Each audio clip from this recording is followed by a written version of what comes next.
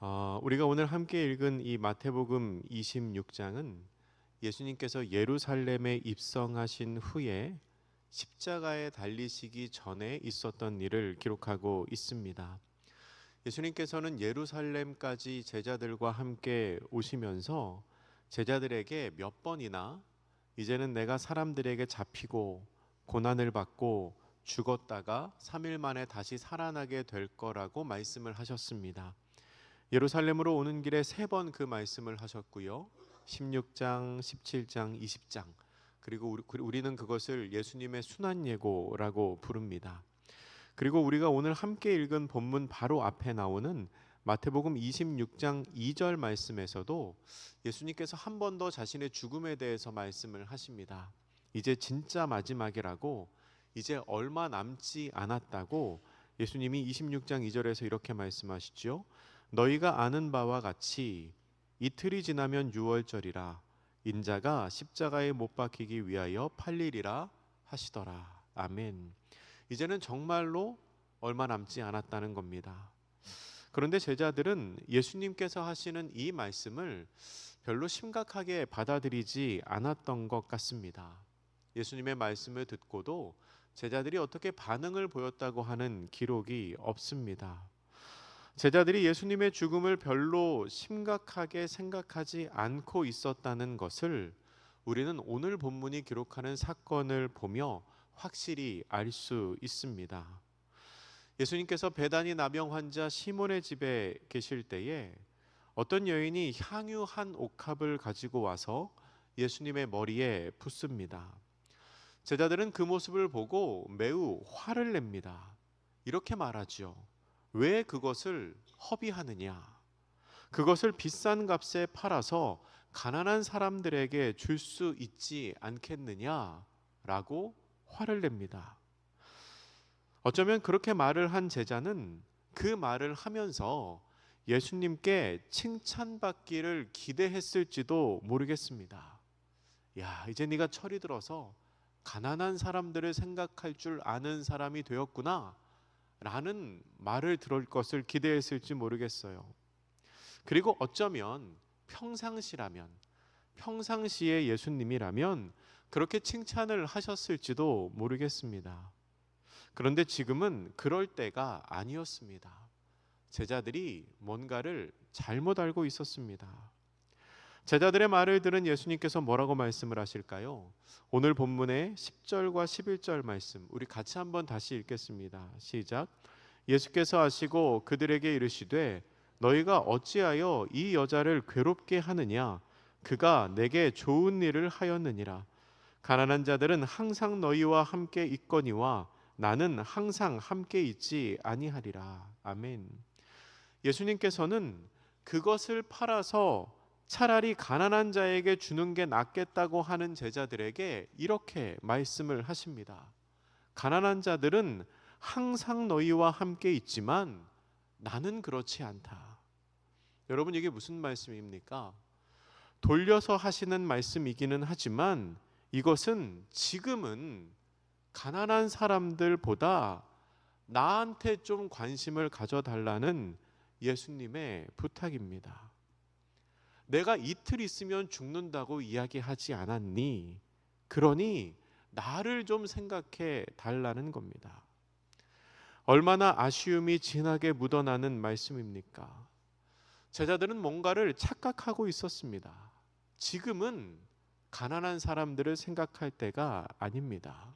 지금은 이틀 뒤면 돌아가실 예수님을 걱정해야 하는 때라는 것입니다. 제자들의 모습이 아쉬우셨는지 예수님은 한 번 더 아주 직접적으로 이렇게 말씀하십니다. 본문 12절 말씀입니다. 이 여자가 내 몸에 이 향유를 부은 것은 내 장례를 위하여 함이니라. 아멘.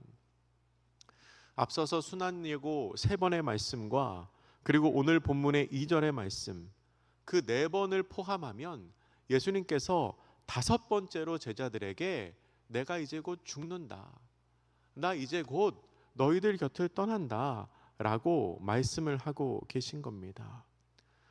그 마음이 얼마나 답답하셨던지 4번이나 하셨던 이야기를 반복하면서 구체적으로 말씀하시는 거죠. 너희들 도대체 어디에 신경을 쓰고 있는 거니? 내 장례식이 얼마 안 남았다고. 내가 이틀 뒤면 십자가에 달려 죽는다고. 이제 이틀 뒤면 나를 볼 수 없게 된다고 라고 말씀을 하고 계신 겁니다.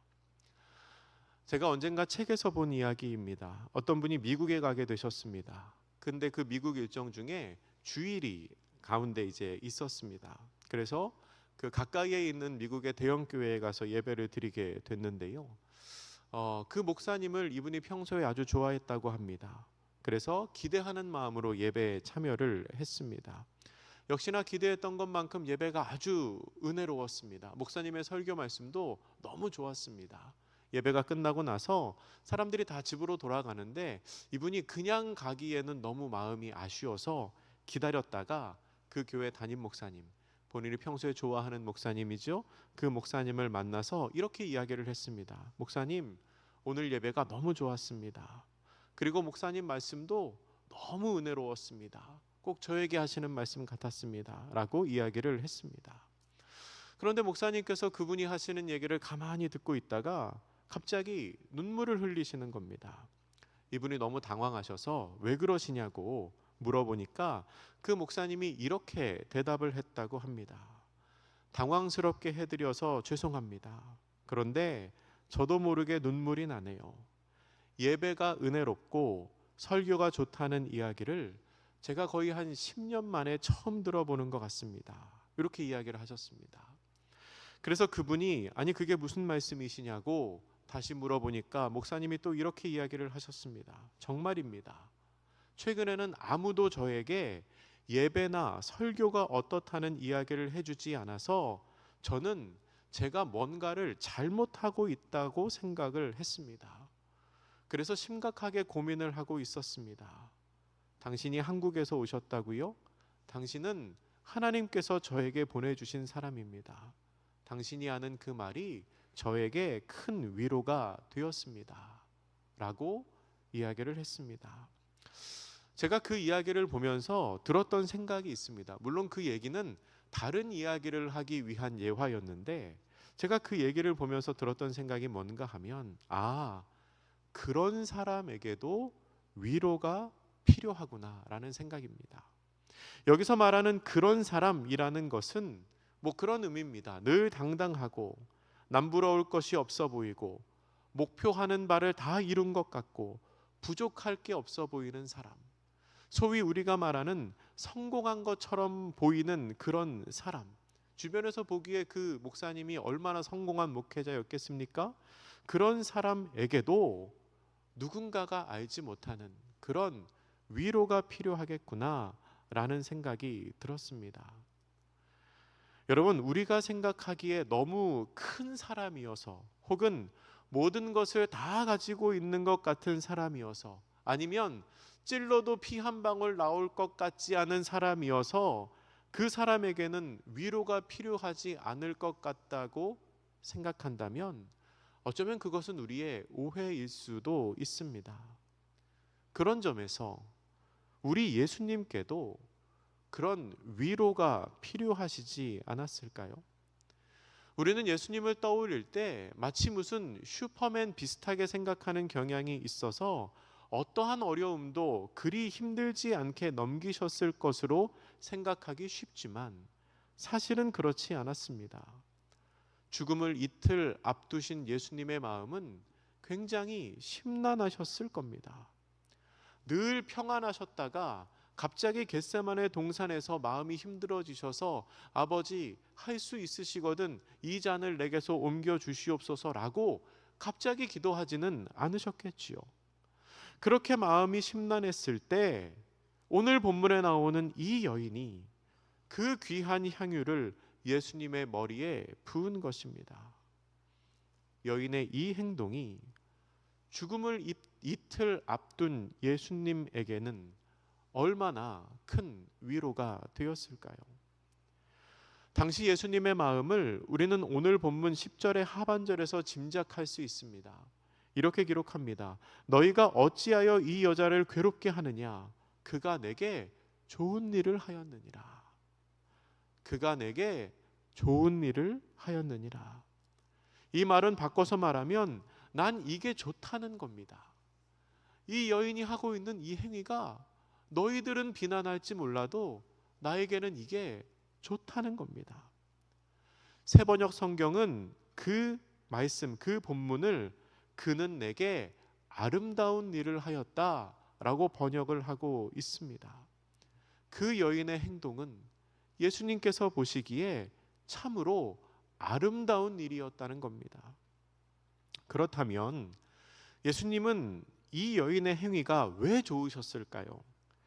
그 여인은 노동자의 거의 1년치 품삯에 해당하는 그 비싼 향유를 예수님을 위하여 깨뜨렸습니다. 매우 비싼 향유이지요. 어쩌면 그 향유는 그 여인의 전 재산에 해당하는 그런 향유일지도 모르겠습니다. 너무 인간적인 계산일지 모르겠지만 예수님은 그 사실을 통해서 자신이 대접받는다는 느낌을 받으셨을지 모르겠습니다. 이 비싼 걸, 이 귀한 걸 나를 위하여 깨뜨리다니. 물론 우리가 누군가를 대할 때는 마음이 중요합니다. 중심이 중요하지요.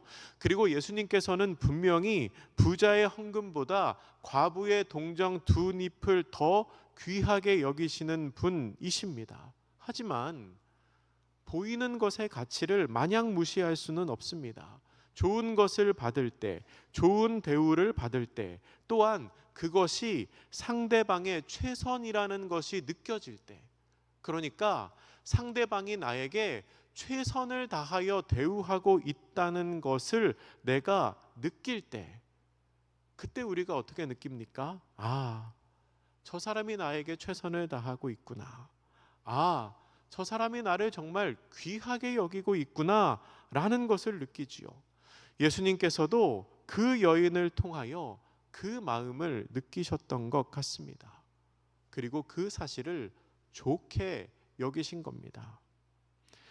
두 번째로 예수님이 좋아하신 이유는 여인이 예수님의 장례를 예비하는 상징으로 향유를 부은 것을 통하여 자신의 사역과 그리고 자신의 죽음이 인정받는 느낌을 받으셨기 때문입니다.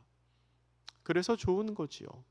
아까 말씀드린 미국의 그 목사님이 10여 년 만에 누군가로부터 칭찬과 위로를 받고 아, 내가 그렇게 잘못 사역하고 있는 게 아니었구나. 아, 하나님께서 내가 사역하고 있는 것을 그래도 기뻐하셨구나 라고 위로를 받은 것처럼, 그리고 그 사실에 안심하고 눈물을 흘린 것처럼 예수님께서도 자기 자신과 자신의 사역을 누군가가 인정해 주고 있는 것 같은 그런 느낌이 드니 참 기분이 좋으셨던 겁니다. 그래서 이렇게 말씀하시죠. 오늘 본문의 12절과 13절 우리 마지막으로 같이 한번 읽어보겠습니다. 시작. 이 여자가 내 몸에 이 향유를 부은 것은 내 장례를 위하여 함이니라.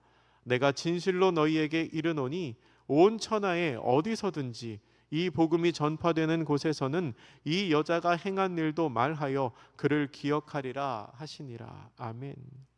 예수님께서는 그 여인의 섬김이 복음이 전파되는 모든 곳에서 기억될 거라고 말씀하셨습니다. 참 대단한 칭찬입니다.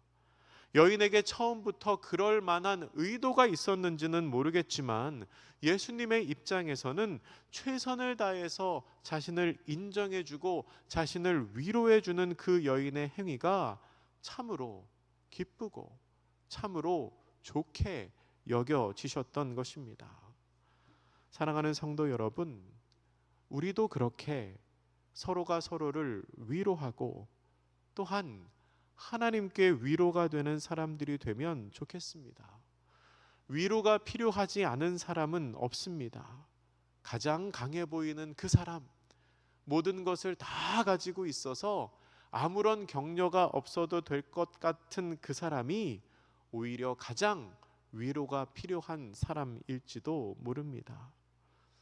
또한 우리가 하나님을 사랑하는 것을 행함으로 드러낼 때, 내가 할 수 있는 헌신으로 하나님께 올려드릴 때 하나님께서는 그 모습을 보며 기뻐하십니다.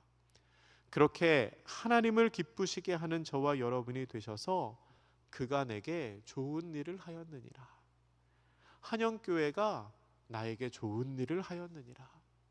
한영교회가 하고 있는 그 사역이 참 아름다운 사역이구나 라고 칭찬받는 저와 여러분들이 되시기를 주님의 이름으로 축복합니다.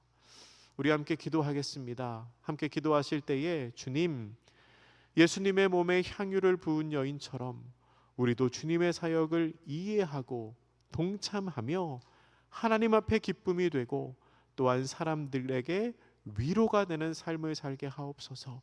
우리 이 기도의 제목으로 같이 기도합니다.